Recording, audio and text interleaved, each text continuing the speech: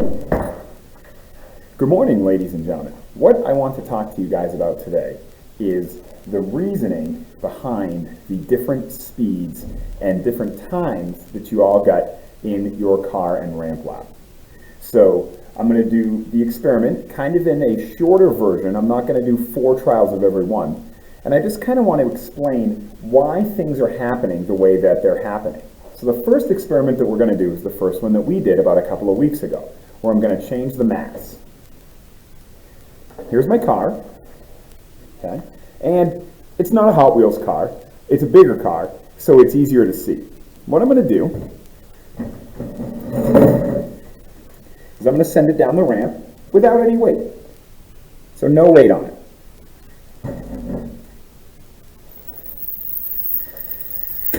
And it goes a pretty good speed. Now what I'm going to do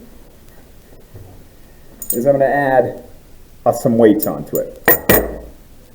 A significant amount of weight.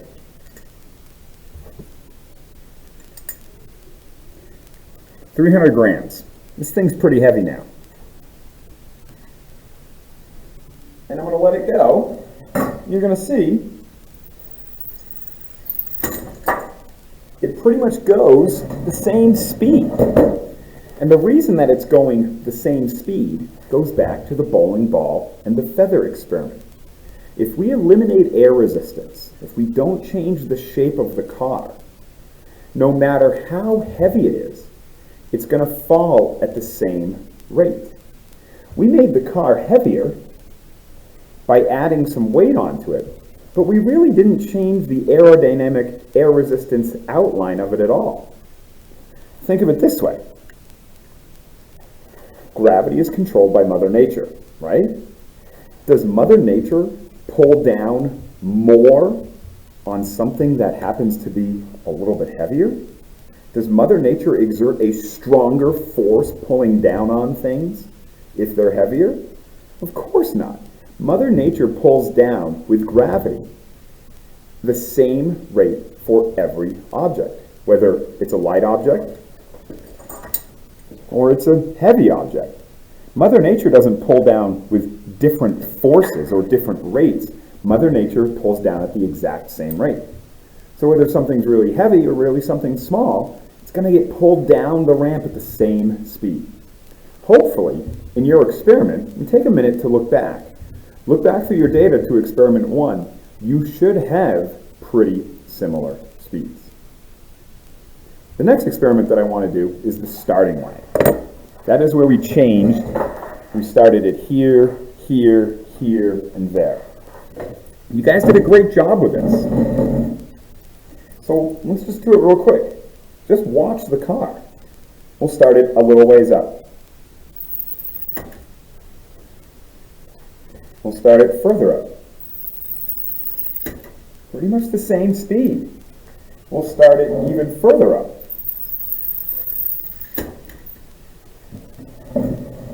Now, if you look back at experiment 2, you're going to notice that you've got pretty much the same speed for all of your different start lines. And that is math. Think about it.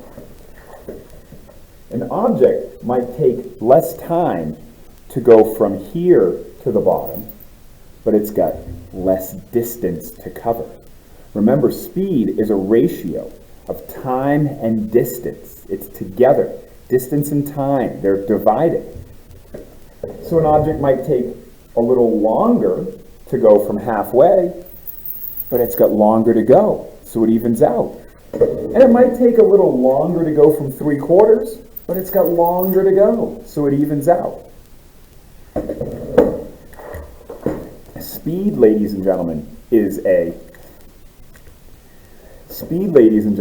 ratio of distance and time. Sure, it might be a longer time, but it was a longer distance too.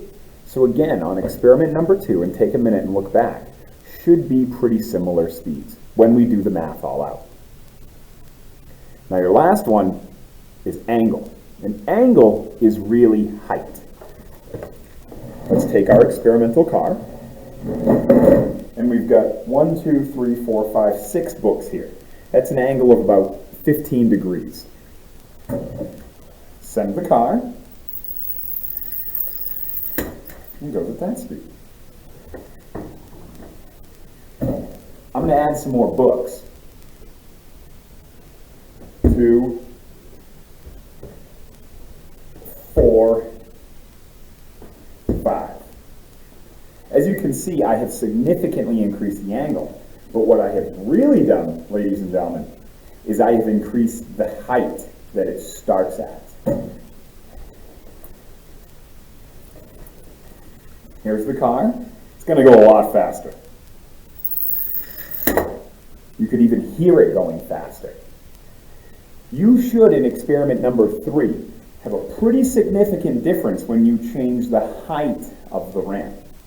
Now, this has something to do with potential and kinetic energy, which we're going to talk about a little bit after break. But the difference is very simple.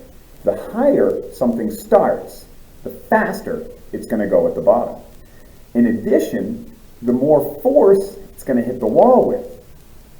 If, for example, you jump off a chair, like 2 feet off the ground, you're not going very fast when you finally hit the ground.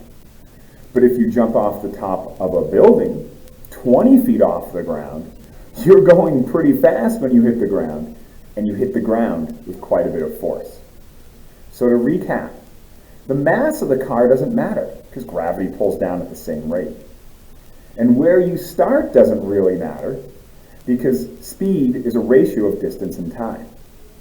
But what really matters, and hopefully you discovered this in your experiment, starting height or angle matters. The higher up you start, the faster you're going to go on the way down. I hope this makes a little bit of sense. This is what you're going to use for the reasoning part of your HEAR report. And if you have any questions, shoot me an email, or you can ask me questions right now on Teams. Have a great day, guys.